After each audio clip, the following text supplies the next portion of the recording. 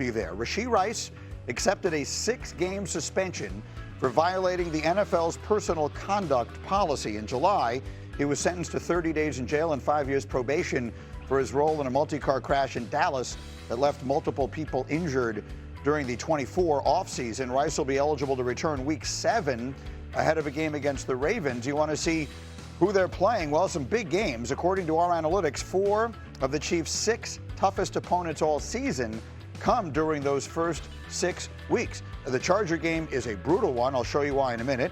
The Eagles, obviously, that's a rematch of the Super Bowl. The Ravens, who knows what that might be for by the time the season comes to an end. And the Lions are great. So the question is, what impact, Dan, does this have, and what more can you fill in for us here about Rashee Rice accepting this suspension? So people have to understand this is a result of a negotiation, right? Because the NFL tells Rashee Rice, we feel you violated the personal conduct policy. This is the suspension we think you should get. And he says, well, no, I think it's, and the NFLPA helps. And so they get to it. They had trouble getting to a resolution. So they set a September 30th hearing date for an arbitrator who was going to rule on it. But they continued to negotiate, and they finally got to a point where he accepted 6 games. Good thing, I think, in the end for the Chiefs, because now they have certainty. They know when the suspension starts and when it ends. If it had been a September 30th hearing, you don't know when the arbitrator is going to rule. You don't know what the ruling's going to be. You have no idea when the suspension would start, how long it was going to be. So at least now the Chiefs can plan around this. But the question is, what is that offense for these first 6 games without Rashee Rice in it, Harry? Still functionable because you have Patrick Mahomes at the quarterback position and Andy Reid down the plays up. Now, You're missing your most reliable wide receiver, but at the same time, you have Xavier Worthy coming into year 2. You're going to have Hollywood Brown for the start of the season. I like the young cat Tyquan Thornton, who's another deep ball threat that can take the top off the defense. And then Juju Smith-Schuster, he's a savvy veteran. They're going to be okay, y'all. You look for the most part last season, they played without Rashee Rice. At the same time, this does, in my opinion, open up the door a little bit more for the Los Angeles Chargers and also for the Denver Broncos to try to take over the AFC West without Rashee Rice. So I think we also have to take into account that their defense is still going to be really good, but this is a perfect example of how football is so interconnected and their chain reaction. So I think them having a tackle changes everything about their offense. Because if their offensive lines are able to protect Mahomes, then they create some big plays. That changes everything about the way the defense approaches them. And then the short passes that Rashee Rice was taking with a guy on his back and taking him for 10 extra yards, those then become guys open by 5 yards. So this all goes back to being able to protect Mahomes. You can protect Mahomes, and that's why they let Tyreek Hill go away. Because, all right, if we can protect Mahomes, we can manufacture offense. So I'm looking to see, I'm not sure that they're going to miss Rashee Rice as much as we think that they should because they'll be able to protect Patrick. And it's worth noting that the Chargers, their week 1 opponent, lost their outstanding left tackle to a season-ending injury. So while the Chiefs are beefing up there with a first-round pick and Josh Simmons, the Chargers have questions to answer. That's Rashawn Slater from Northwestern, who did a patella tendon or whatever it was in a practice in July. Let me put up Jim Harbaugh's numbers, by the way. The opening week, this is a very tough game. And granted, it's in Sao Paulo, Brazil, and you never know how that impacts the game. We had the one of them last year, and that was the game where Jordan Love got hurt. One way or another, Harbaugh, in his NFL career, 5-0 week 1, both straight up and against the spread. He wins these games by double digits. So Jim Harbaugh historically has had his teams ready when the season begins. I know it's still a week away. Who do we like in that game? I'm going with Kansas City, but what I want to see from the Chargers, who can step up and be that number 2 wide receiver outside of Ladd McConkey? Yeah, I'm going to stick with the Chiefs also, given all the things that we said. I expect Patrick Mahomes and those Chiefs to take this year looking to prove a point and starting with week 1. All right, one way or another, let's do a sound off here. Travis Kelce, I'm not sure what else he's been up to this week. Haven't heard a lot of news about him. But he was on his podcast, the New Heights podcast, and he had some advice, actually, for Browns coach Kevin Stefanski about the way he's using Shedeur Sanders. Listen to this. But put him in, coach. Yeah, give the people what they want. The world wants to see him go out there and not only play but have success. At this point, guys are rooting for him. This isn't anything against Dylan. This isn't anything against Joe. I'm just saying the excitement is there for him to go out there. He's going to put eyes on the screen. He is going to bring people to the game. It is what it is, man. I would love to see it, man. Yeah. I would love to see it. Travis Kelce playing for the Kansas City Chiefs wants to see Shedeur Sanders. You can say I mean no disrespect to Dylan Gabriel and Joe Flacco, but yeah, you're telling them that they sit down. And also, like, obviously, he doesn't care about you, Browns. He doesn't care about, he cares about entertaining himself and us. So I think we all agree we want to see him play at some point. But I'm not sure that that's the best thing for the Browns. Yeah, if I'm Kevin Stefanski, I'm not listening to Travis Kelce. That's exactly right. Yeah. He just wants to watch. Like, the Chiefs are always in prime time, so they can watch the 1 o'clock games. So it matters to him who plays quarterback in the Browns. All right, well, that said, we did have an entertaining little thing happen yesterday. So Donna Kelce, who has become a celebrity in her own right, the mother of both Travis and Jason Kelce, she put up with the news that Travis and Taylor Swift are now engaged. She posted on her Facebook page these two pictures. Aw, adorable. In case it's not obvious, that's Travis Kelce and Taylor Swift as children. Which one? And so, no, but we thought it would be fun to ask our crew to put up their own baby pictures or young pictures, and we have them here. So where do we have them? Let's see. Do we have a young Graziano? Do I have that? Can I see a picture of Dan Graziano? Do we have that? Here we go. Oh, there we are. Yeah. That was a particularly stylish outfit in, what, like 1981 or whatever that was? That kid is scary. That's quite a haircut. And the you had worked haircut, in yeah, there. that's really outstanding. That All was right, like, put up you the could do it next one. yourself. Here we go. The next photo. Go ahead. The next photo is. Oh, look at that. Look at that sexy 7-year-old. Dominique, what are we doing here? Ripped up. I'm told the best one of them all look is like you Harry's. was- Go was ahead. badass Let's see looking. Harry. You know I was. Oh, my goodness. You thought Michael Jackson? You thought Michael Jackson was the only one moonwalking? No. That is so cute. What a fro. They picked that out, too. Greeny, where's your picture, Greeny? Yeah, what happened there? We couldn't find any baby pictures of me. Unfortunately, No, Greeny's an alien, guys, I believe. Dominique believes it's because I'm actually a robot. Yeah. There is a story behind it about a house burning down that's kind of a sad story that we won't get into right now, but there were very few pictures of me as a child. They made me look bad. That's my origin story. I was trying to joke, have a good time. You're like, hey, I got a sad story. I'm sorry, I Greeny. just put Harry's picture back up again. It's much more funny than any of this. All right, coming up, it is Arch Madness. Is he about to torch the Buckeyes on the biggest stage in college football? Mel Kiper will join that discussion. And then First Take will have its own On the Road, beginning its fall tour of HBCUs on the campus of Norfolk State University. Molly Stephen A., Cam Newton, Michael Vick, and more, 10 o'clock Eastern on ESPN. One more look again before we go. That little baby head. Committed to the run, LSU will be able to take the pressure off the passing game. So he throws in traffic a couple times, gets picked off a couple times. Clemson wins the game. Remember, LSU has lost its last 5 openers. Huge game Sunday, Notre Dame and Miami. Harry, give me a bold prediction. I feel like the Notre Dame Fighting Irish defense, they're going to force 3 takeaways. When you look at their secondary, it's one of the best in the country. You have Leonard Moore, you have Christian Gray, Devontae Smith, who came over as a transfer.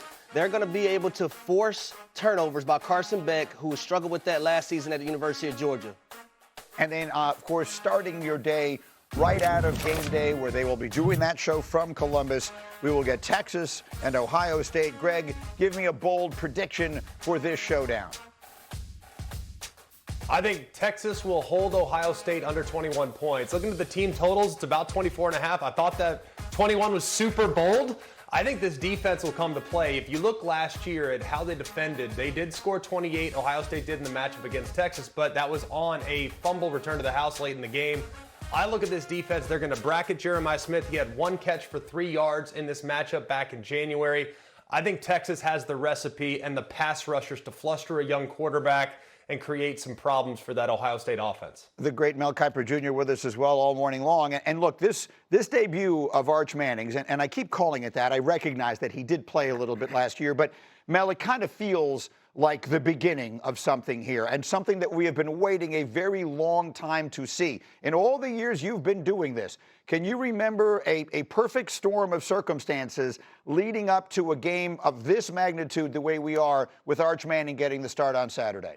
No, I cannot. That's 48 years of doing this. And I think with Arch, you talk about the hype. We talked about Heisman Trophy, national championship, right? And #1 pick in the draft. That's a big ask for a quarterback's only thrown, 12 passes after September of last year, 95 career pass attempts going into this season. That's an incredible amount of pressure on this young man. I know he can handle it, and Texas can recover even if they lose this football game. And he's only going to have a minimal amount of starts. I mentioned Mitchell Trubisky, Trey Lance, Mark Sanchez, Anthony Richardson. You want a quarterback to have those 24-plus starts. He's not going to get to that number. So I don't expect him to be in this draft. That's not the Manning way. So it's not all about this game in terms of the evaluation process. He's still a young quarterback. So maybe his third start, first against a big-time opponent who happens to be the defending national champions who have a ton of pride. It's on their field at high noon with Matt Patricia as the new defensive coordinator taking over for Jim Knowles, who's now at Penn State. And people say, well, they lost 8 starters. This defense not very good. Kenyatta Jackson Jr. is a great defensive end. Sonny Styles is a heck of a linebacker. Caleb Downs is a great safety, and Jermaine Matthews is a lockdown corner. There is talent galore for Matt Patricia to work with at Ohio State this year. All right, so people are so interested in Arch Manning. We gave Greg a little homework assignment. Said, put together some tape for us. What have you seen in his limited action so far, and what should it make us expect for Saturday? Well, Greeny, I don't really, as a good student in the past, I didn't love homework. This homework I loved because it was so fun revisiting some of the high points of Arch Manning's season last year. I went back and watched the Mississippi State game, his first start against SEC competition. And the first thing that jumps out is the athleticism. Like, he can run. And we know Manning's can throw. That's well documented. But look at the angles that the defenders take when trying to chase down Arch. Now, it's an indictment on the defenders, but also it shows you just how sneaky speedy he is when he gets out in the open field. I also love the movement in the pocket, something you don't see often from young quarterbacks early in their career. Moving to his left, throwing back to his right, that's a long throw, that's a difficult throw, and he does it beautifully there on the over route. But this is my favorite play. All-out pressure, you see cover zero, there's no safeties deep, you know your protection's gonna be overloaded.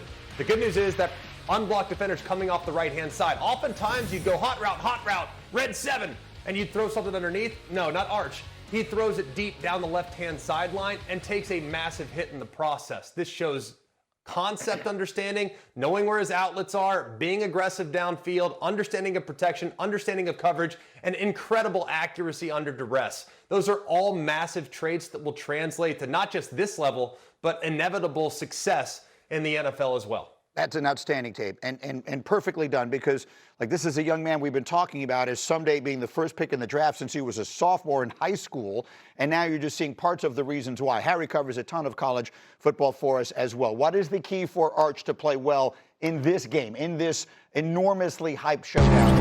I think number one for Arch Manning, understanding it's not Arch Manning versus Ohio State. It's the Texas Longhorns versus Ohio State. So you don't have to go out there and be Superman. You have extreme players around you at the wide receiver position, at the running back position, but also you potentially have the number one defense that's backing you up. Go out there and make the plays that you're supposed to make. When it's asked for you to be Superman, that's when you be that guy to put the cape on. And I wanted to bring Nick into the conversation as well from a defensive perspective, particularly an NFL defensive perspective. Mel made the observation, or the important note here, that Matt Patricia is now running that Ohio State defense. For whatever it's worth, Bill Belichick always had enormous success against rookie/inexperienced. I mean, the inexperienced point is a tough one with him, because we just saw the tape that we just watched. He does understand defenses. And why would he understand defenses? Maybe because he's been talking and learning about them from some of the best quarterbacks who've ever played. So I think approaching him is different. And also, you brought up the Belichick system. They never really understood exactly how to defend the dual threat quarterback. And that's also the thing, that if you're going into this game and you're Arch Manning, you have to understand that you don't have to win every play with your arm. Make them pay with your legs when the opportunity presents itself, and that cripples a defense. I'm going to take it a little further. It wasn't just Belichick. Yeah. It was also Nick Saban. They struggle with dual threat quarterbacks as well, but I'm going to push back a little bit on the Matt Patricia thing. Let's not act like the few times we've seen Matt Patricia as a defensive coordinator, as a coach, that it was great now. Right, that's fair. It wasn't great. That's fair, but we'll see what it looks like on the college level.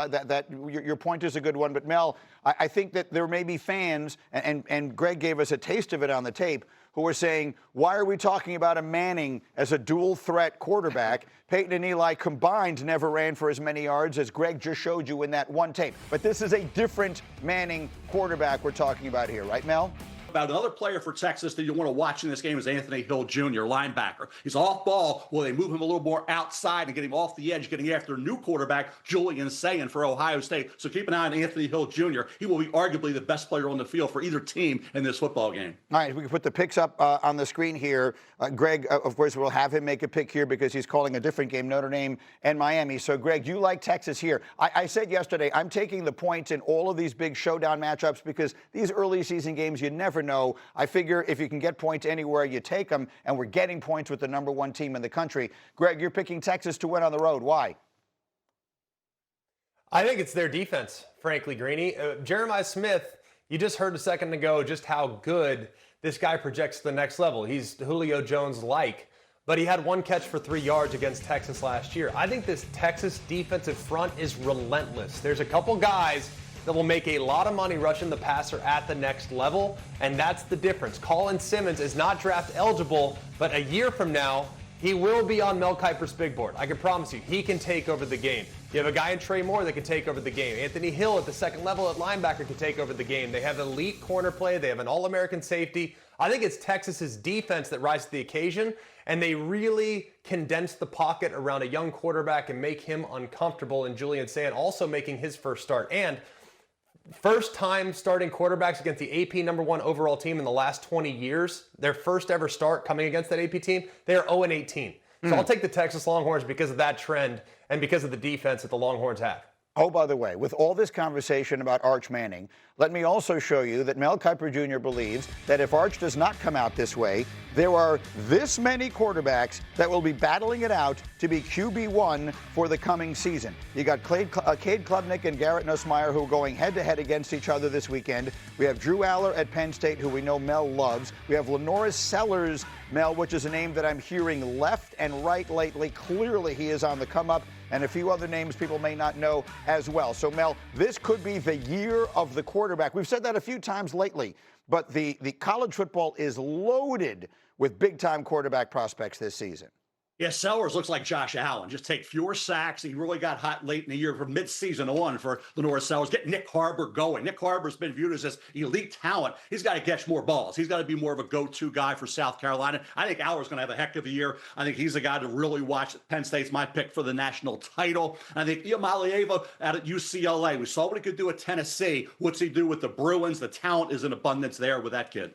All right, so we will see all of it and a lot of these guys in action this weekend. Fellas, thank you for jumping in. College football week 1 kicks off tonight. You will see Boise State and USF. Then tomorrow night, you got Coach Prime in Colorado hosting Georgia Tech. And then the Saturday ABC triple header. Just look at the games on your screen, concluding with LSU and Clemson. You can see everything, every snap of every game on the ESPN app. Coming up, the stars always shine in Dallas, but could the brightest one be staying on the sideline or even, dare I ask, moving on? The latest on Micah as we continue. But first, our favorite mano-a-mano matchup, Sneaky Hembo against Graziano. Here we go. Which player recorded the most sacks on a team that acquired him